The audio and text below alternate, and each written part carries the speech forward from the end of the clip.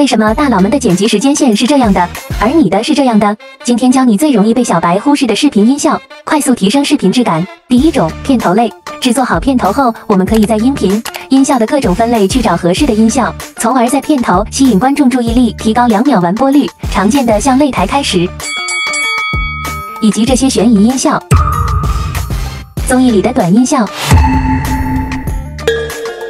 都可以给人一种即将有大事发生的感觉。第二种，画面变化类。如果画面中涉及大小、运动等变化，这时候也可以适当添加一些综艺感音效，增强画面的视听语言。比如画幅的变化可以用这个，综艺感效果可以用这个。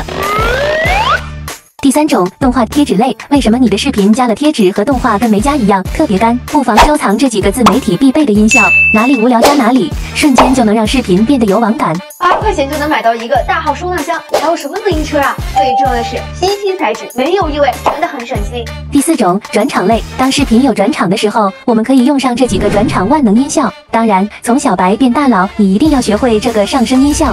当画面节奏从快变慢的时候，绝对屡试不爽。那么问题来了，你都会用哪几个呢？